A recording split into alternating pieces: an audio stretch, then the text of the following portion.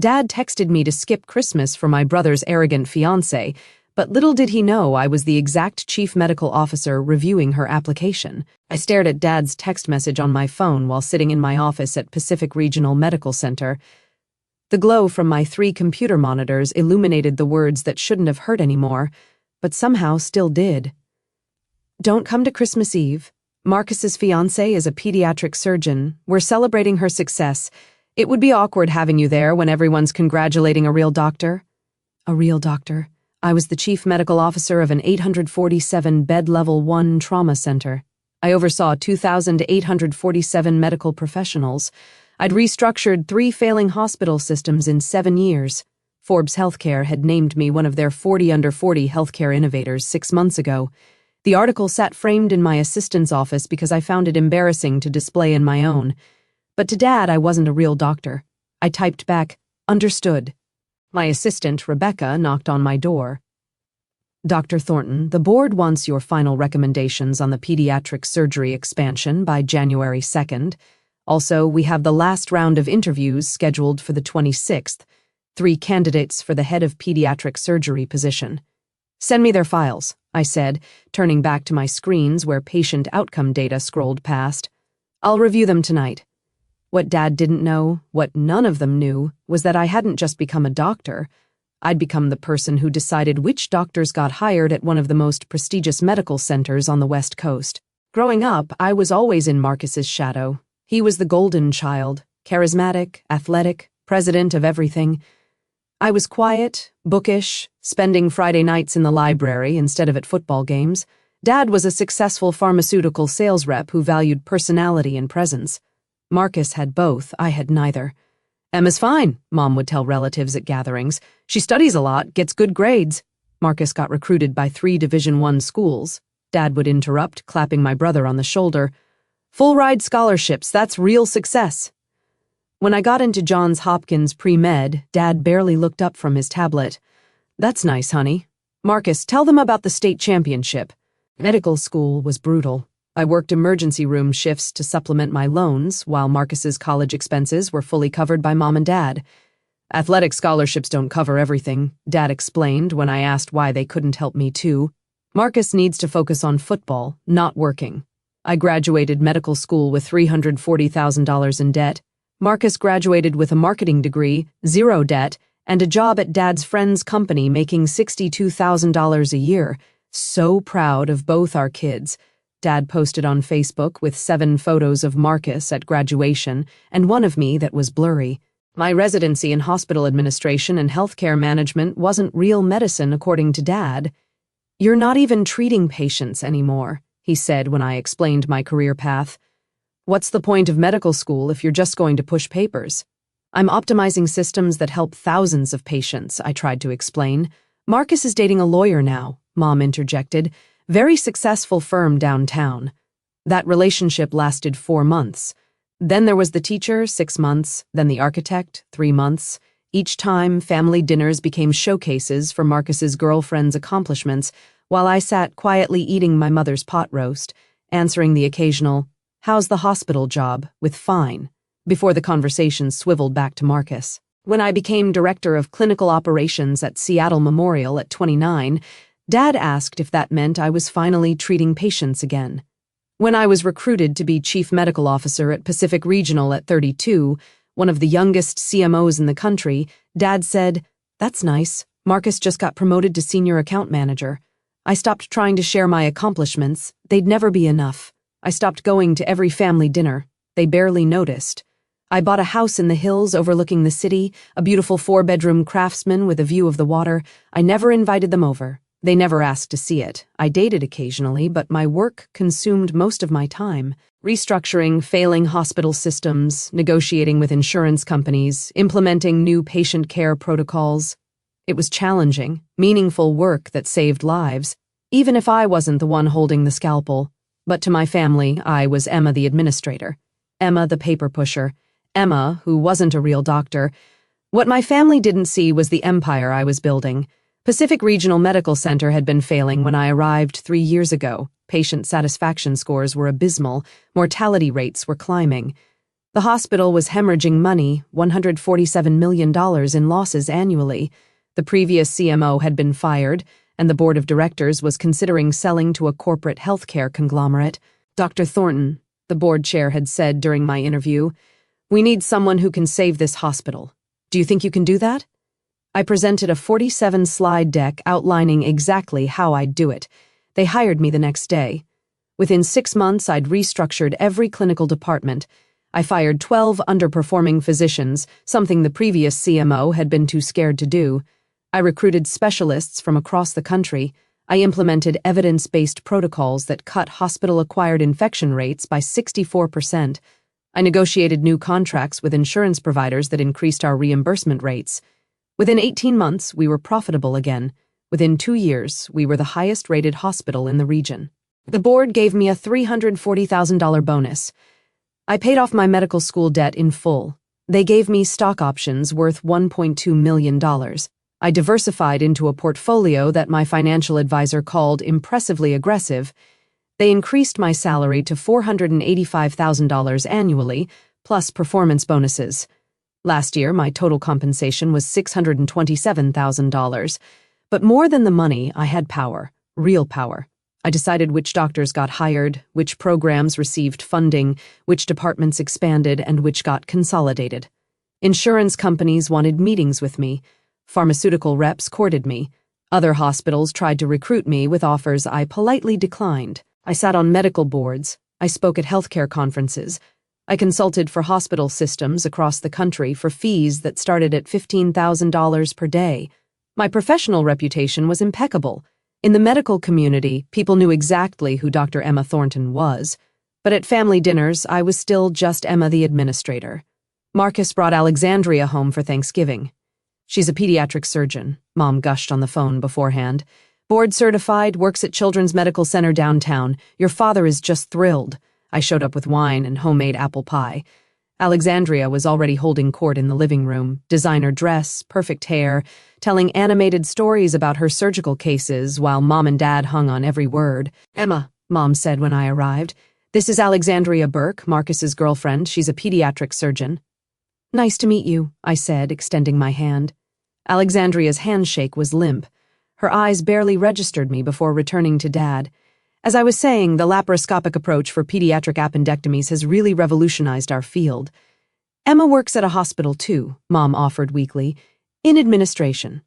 "Oh," Alexandria's smile was polite and dismissive. "That's nice. The people who do the paperwork are so important?" Dad laughed. "Emma is not the hands-on type, never has been. Marcus got all the people skills in the family." I ate my dinner quietly, while Alexandria described a complex cardiac surgery she'd assisted on. The story was impressive. She was clearly talented. But the way she kept emphasizing certain points, as a surgeon you understand the pressure, those of us who actually work with patients, real clinical medicine, made it clear she'd already been briefed on my career and found it wanting. After dinner, I heard Alexandria talking to Marcus in the kitchen. "Your sister seems nice," she said. The but hung unspoken in the air. "Emma's always been different," Marcus said. "Not really a joiner, you know. Dad worries she's wasted her medical degree on administrative stuff." "It takes all kinds," Alexandria said, with the kind of charitable tone people use when discussing someone they pity. "Not everyone has the temperament for real patient care." I left early, claiming morning meetings. No one tried very hard to make me stay. 3 weeks later came Dad's text about Christmas Eve. On December 20th, Rebecca walked into my office with a strange expression. "Dr. Thornton, you need to see this." She handed me a resume and application for our head of pediatric surgery position. The position I'd created as part of our expansion plan, a position with a salary range of $380,000 to $450,000, full benefits, a research budget, and access to cutting-edge facilities. The name at the top, Dr. Alexandria Burke. I read through her credentials carefully: Johns Hopkins Medical School, pediatric surgery residency at Children's Hospital of Philadelphia, 5 years of experience, solid publication record, strong references. "Her qualifications are excellent," Rebecca said carefully. "She's made it to the final 3 candidates. Interviews are scheduled for the 26th. I scanned her application essay, professional, articulate. She talked about her passion for pediatric care, her interest in academic medicine, her desire to build a world-class pediatric surgery program. She had no idea who the chief medical officer was. Our hospital's leadership wasn't plastered on the website. By design, I kept a low profile in local media. I did my job, got results, and avoided the spotlight. Most of the public-facing work was done by our CEO and our PR team. Alexandria Burke had applied to my hospital, made it through 3 rounds of interviews with my hiring committee, and was about to sit across from me for her final interview. The final interview where I made the ultimate hiring decision. Schedule her for 10 a.m. on the 26th, I said calmly. After the other 2 candidates, I'll want maximum time with each finalist. Rebecca's eyes flickered with understanding. She'd worked for me for 2 years. She knew exactly what Christmas Eve would be like for me. Will do, Dr. Thornton. I spent Christmas Eve alone in my house. I roasted a small chicken. I watched old movies. I ignored the photos Marcus posted on Instagram. Alexandria laughing with Mom. Dad giving a toast to our future daughter-in-law, the successful surgeon. Marcus's caption, "Finally, someone who understands what real success looks like. #family first, #proud son." I texted Marcus, "Merry Christmas," at 9 p.m. He responded at 11:47 p.m. Thanks, M. Alex loved meeting everyone. December 2006 arrived cold and clear. I dressed in my standard work attire, tailored navy suit, cream blouse, minimal jewelry. My white coat hung on the back of my office door, my name embroidered in navy thread, Emma Thornton, MD, Chief Medical Officer. The first 2 interviews went smoothly. Both candidates were excellent. Dr. Raymond Chin from Stanford had an impressive research background. Dr. Patricia Okonkwo from Mayo Clinic had outstanding surgical outcomes data. Rebecca buzzed my office at 2:47 p.m. Dr. Burke is here for her 3 p.m. interview. Give me 5 minutes, then bring her to my office. I pulled up Alexandria's file on my computer one more time. Everything was in order. Her references had been checked, her credentials verified, her surgical logs reviewed. On paper, she was an outstanding candidate. I closed the file and waited. At exactly 2:52 p.m., I heard voices in the hallway. Rebecca's professional tone, "Right this way, Dr. Burke. Dr. Thornton is expecting you." Alexandria's confident voice, "This is such a beautiful facility. I'm really excited about the opportunity." "The CMO has done remarkable work here," Rebecca said. "We've become one of the top-rated hospitals in the region under her leadership." "That's wonderful," Alexandria said. "I'm looking forward to meeting him." "Her," Rebecca corrected gently. "Oh, of course, her." They stopped outside my door. Through the frosted glass, I could see their silhouettes. Rebecca knocked. "Dr. Thornton, Dr. Burke is here. Send her in." The door opened. Rebecca stepped aside. Alexandria walked in, professional smile in place, hand extended for a shake. She was looking at Rebecca, still talking. "Thank you so much for—" Then she turned and saw me. Her face went through several expressions in rapid succession: confusion, recognition, disbelief, and then horror. "Hello, Dr. Burke," I said calmly, standing behind my desk. "Please have a seat." Her eyes went to the nameplate on my desk. Dr. Emma Thornton, Chief Medical Officer. Then to the credentials on my wall: Johns Hopkins Medical School diploma, board certifications, Forbes 40 Under 40 framed article, letters of commendation from the American Hospital Association. Then to my face. "You," she started. Her voice came out strangled. "You're the Chief Medical Officer." "Yes." I gestured to the chair across from my desk. "Please sit down, Dr. Burke. We have a lot to discuss." She didn't move. Her face had gone pale. "Emma, I had no idea that the paper pusher was the person you'd be interviewing with." I sat down, folding my hands on my desk. "Yes, I gathered that. Shall we begin?" "I need to," she looked at the door. "Can I have a moment?" "You can have several moments if you need them," I said. "But you should know that this interview is being recorded for quality assurance purposes, as stated in the documentation you signed. The recording began when you entered this room." The color drained from her face completely. "Have a seat, Dr. Burke." She sat. Her hands were shaking. I opened her file. "Let's start with your qualifications." "Very impressive resume. Johns Hopkins. That's where I went as well. How did you find the program?" It was excellent." Her voice was barely above a whisper. "Your residency at Children's Hospital of Philadelphia. That's a top program. You worked with Dr. Morrison?" "Yes." He and I served on a task force together 2 years ago. Excellent surgeon. I'll be calling him as part of my reference check. I like to do personal calls with all final candidates. I'm sure he'll have wonderful things to say. Alexandria's hands clutched her purse. Dr. Thornton, I think we should. Comes, I continued, turning to the data.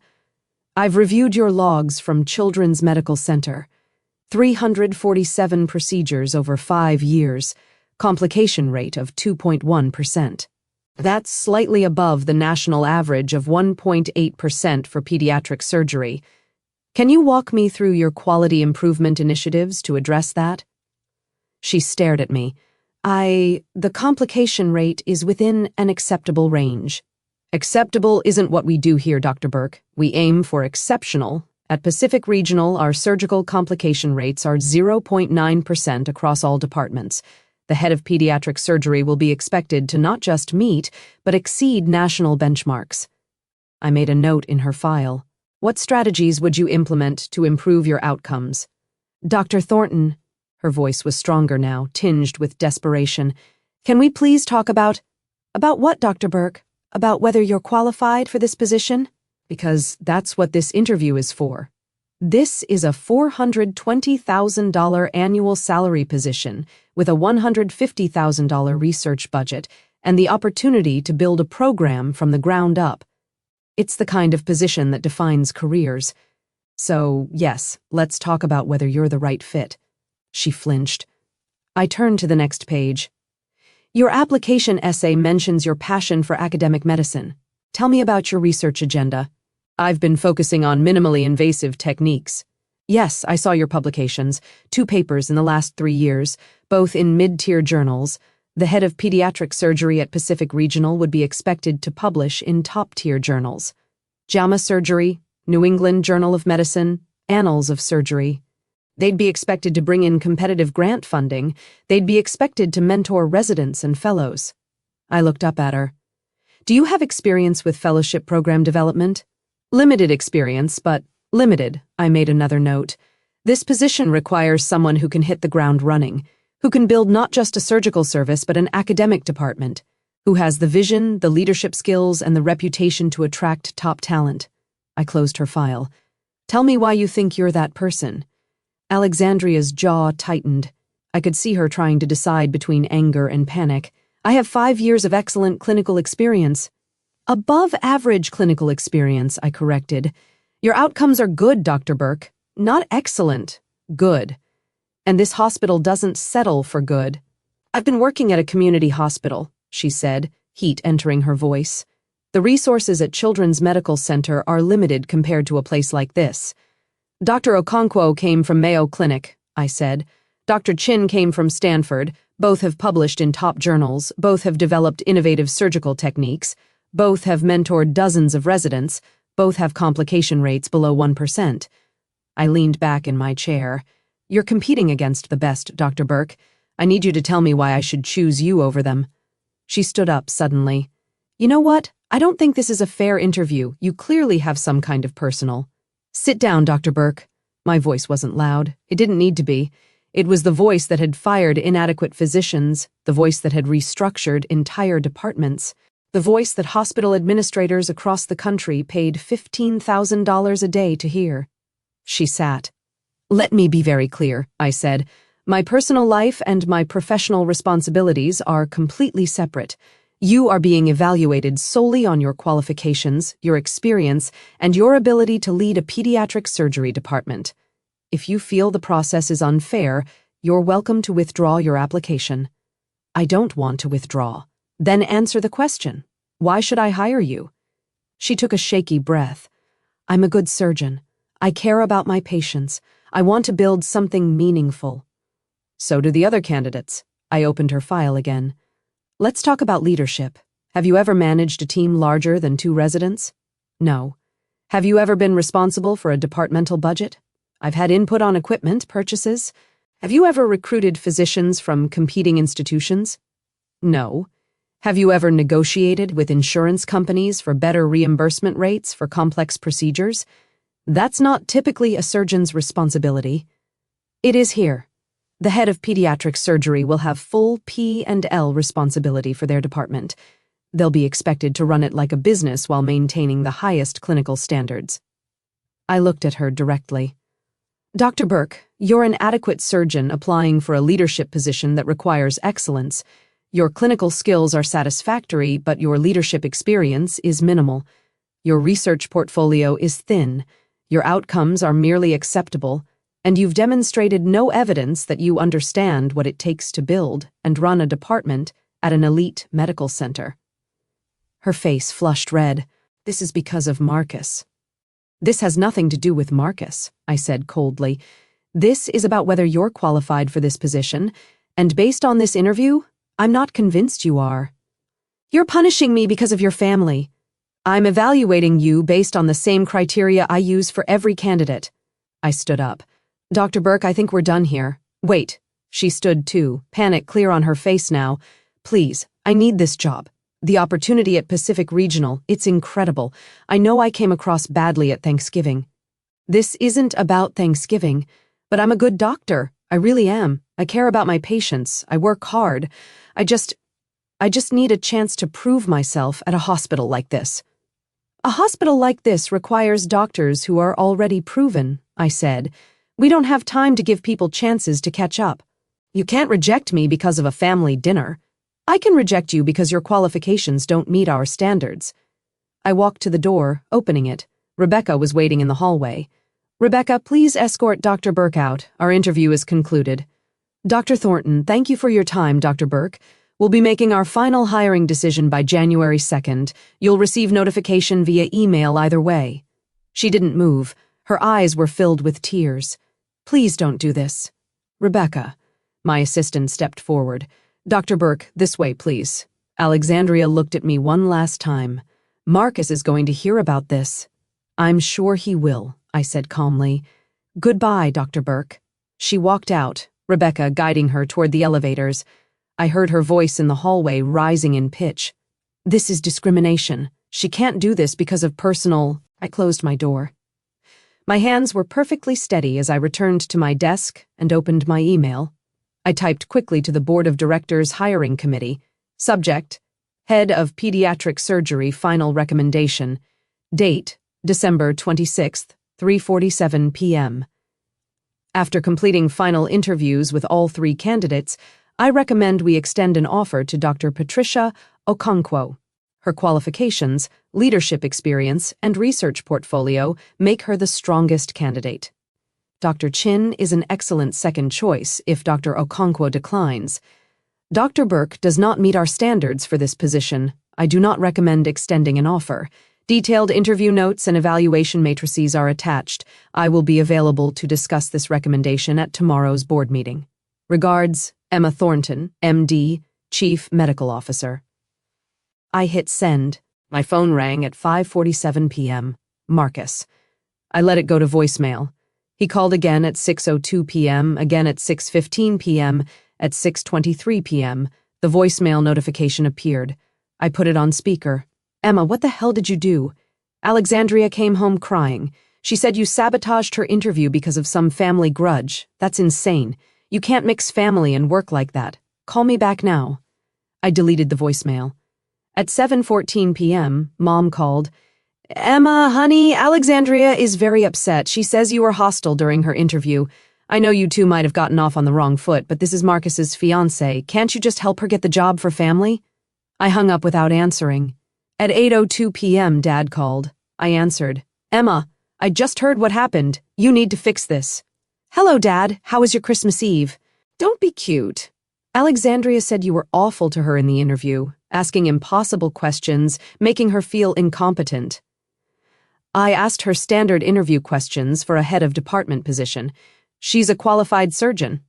She's an adequately skilled surgeon with minimal leadership experience, below average outcomes, and a thin research portfolio. She's not qualified for the position. You're rejecting her because she's dating Marcus. I'm rejecting her because she doesn't meet our standards, which, as Chief Medical Officer, is my job. Silence on the other end. Chief Medical Officer? That's my title. Has been for 3 years. I thought you said you were in administration. I am in administration. I'm the chief medical officer. I run the entire clinical operation of an 847-bed hospital. I oversee 2,847 employees. I make hiring and firing decisions for every clinical position, including department heads. I kept my voice level.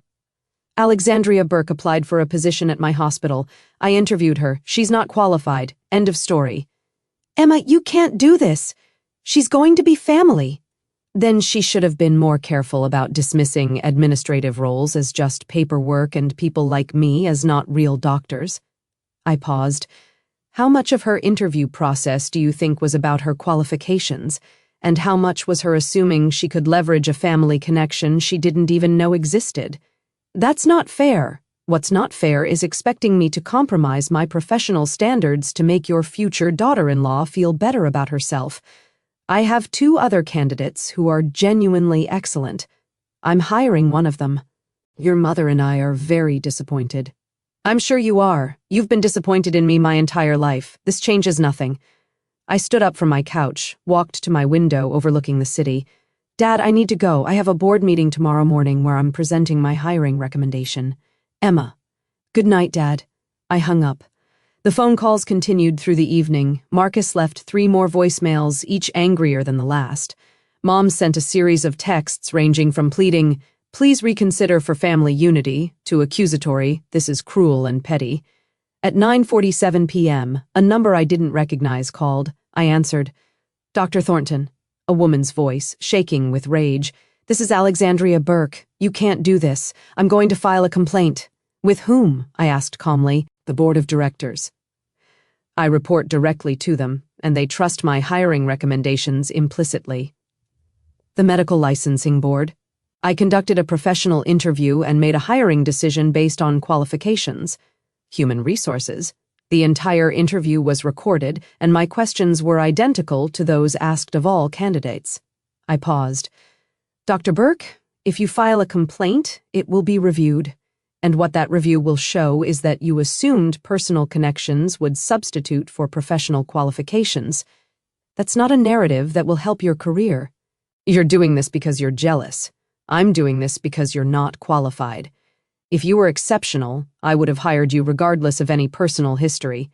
But you're not exceptional. You're average. And I don't hire average." She was crying now. "I'm a good surgeon." "Then you'll find a position that matches your skill level, just not here." I kept my voice neutral, professional. "I suggest you focus on improving your outcomes, building your research portfolio, and gaining leadership experience. In 5 years, if you've accomplished those things, you're welcome to reapply." 5 years? Good luck, Dr. Burke. I hung up. December 27th, 9 a.m., the Board of Directors conference room on the executive floor, 12 board members, our CEO, our CFO, and me. "Dr. Thornton," the board chair said, "walk us through your recommendation for head of pediatric surgery." I opened my presentation. 3 slides for each candidate, credentials, interview performance, evaluation matrix. Dr. Chin is excellent. Stanford-trained, innovative surgical techniques, strong research. He'd be a solid hire. Dr. Okonkwo is exceptional. Mayo Clinic, outstanding outcomes, proven leadership, established research program. She's my top recommendation. "And Dr. Burke?" one of the board members asked.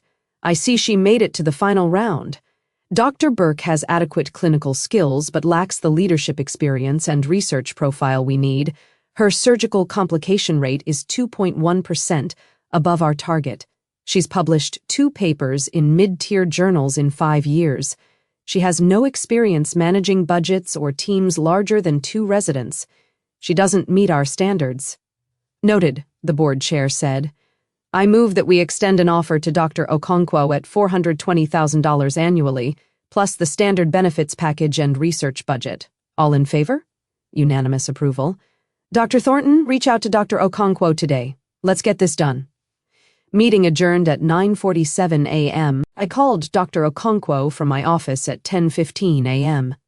"Dr. Okonkwo, this is Dr. Emma Thornton from Pacific Regional Medical Center. I'm pleased to offer you the position of head of pediatric surgery."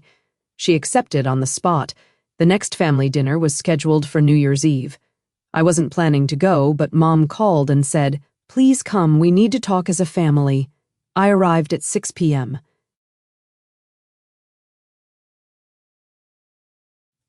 I made a hiring decision based on qualifications. You humiliated her. I interviewed her the same way I interview every candidate. Dad stepped in. Emma, you could have helped her. Help her by hiring someone underqualified? That's not how I do my job. She's going to be family, Marcus shouted. Then she should have thought about that before dismissing what I do as paperwork and implying I wasn't a real doctor. Mom wrung her hands. Can't we all just get along? I get along fine with people who respect me, I said. Alexandria didn't respect me. She made that clear at Thanksgiving. Now she's learned that the person she dismissed actually had power over her career trajectory. That's not my problem, that's hers. You're being vindictive, Marcus yelled. I turned to him. Let me ask you something, Marcus. Did Alexandria tell you about her surgical complication rate, about her limited research, about her lack of leadership experience, or did she just tell you that I was mean to her? He faltered. She said you asked impossible questions. I asked about her quality improvement initiatives, her research agenda, and her leadership philosophy. The same questions I ask every department head candidate. She couldn't answer them adequately because she hasn't thought about them. She's been skating by on adequate performance at a community hospital, and she thought a prestigious position would just fall into her lap because she has good credentials. I looked around the room. I built that hospital's reputation. I'm not going to damage it by hiring someone underqualified just because she's dating my brother. She's devastated, Mom said quietly. Then she'll learn from this and do better next time. That's how careers work. Dad's face was red. You've always been difficult, Emma. Always thought you were better than everyone. No, Dad. I just am better at my job, which you would know if you'd ever paid attention. I picked up my purse. I came because Mom asked. I've said what I needed to say. I'm leaving now. Emma, wait, Mom started. I'm done waiting, Mom. I'm done being invisible. I'm done being dismissed. I'm the chief medical officer of one of the best hospitals in the region. I make more in a year than Dad has ever made. I've been featured in Forbes. I speak at national conferences. I save lives by making systems that help thousands of patients. And none of you have ever asked me about it. Not once. I looked at Marcus. You want to be angry at someone? Be angry at yourself for dating someone who judges people based on their job titles instead of their character. Be angry at Alexandria for assuming connections matter more than competence. But don't be angry at me for doing my job with integrity. I walked out. Marcus followed me to my car. Alex and I are probably going to break up because of this. No, Marcus. You're probably going to break up because she's embarrassed and looking for someone to blame. If she was a quality person, she'd take this as a learning experience. I unlocked my car. But that's not my problem, that's yours. I can't believe you're my sister. I can't believe it took you 35 years to realize I'm good at what I do. I got in my car. Happy New Year, Marcus. Dr. Patricia Okonkwo started at Pacific Regional on February 1st. Within 3 months, she'd built a pediatric surgery program that became the regional referral center. Our pediatric surgical outcomes became the best in the state. Alexandria Burke stayed at Children's Medical Center. I heard through professional networks that she'd started focusing more on quality improvement and was pursuing additional leadership training. Good for her. Marcus and Alexandria broke up in March. According to Mom, Alexandria needed space to focus on her career. Marcus was single again, and apparently using the experience to reflect on what he really wants. I got promoted to Executive Vice President of Clinical Operations in April, with a salary of $645,000 and expanded responsibilities across our entire health system. 4 hospitals, 23 clinics. Forbes Healthcare did a feature article, How Dr. Emma Thornton Built One of America's Most Successful Hospital Systems. They interviewed me for 6 hours. The article was 12 pages long. Dad texted me when it came out. Saw the Forbes article. Very impressive. Can we have lunch? I texted back, I'm free Tuesday at noon, my office. He came. He saw the view from the executive floor. He saw my name on the door. He saw the awards on my wall. He saw the team of people who reported to me, all of them calling me Dr. Thornton with genuine respect. I didn't know, he said quietly over our sandwiches in the executive dining room. I didn't know any of this. I tried to tell you for years. You didn't listen. I thought... He trailed off. I thought you were just in administration, like a hospital manager. I am a hospital manager. I manage the clinical operations of a 4-hospital system. That's what a chief medical officer does. I took a sip of my water. You thought administration meant filing paperwork because you didn't understand what the job actually entailed. You valued Marcus's marketing job over my role restructuring failing hospital systems because one sounded more prestigious to you than the other. I was wrong. Yes, you were. We ate in silence for a few minutes. Can we start over? Dad asked. No, I said. We can start from here, from the truth. I'm not the invisible daughter anymore. I'm not a real doctor anymore. I'm Dr. Emma Thornton, and I've built something remarkable. If you want to be part of my life, you need to respect that. You need to see me. I see you now. Good, I said. That's a start. Mom slowly started asking me real questions about my work, not just, how's the hospital job, but, tell me about the restructuring project you mentioned, and what does a chief medical officer actually do? Marcus took longer, but eventually he called. I'm sorry, he said, for never asking, for never caring, for assuming your job was less important than mine. Thank you, I said. Can I take you to dinner? Let you actually tell me about your work? I'd like that. We met the following week.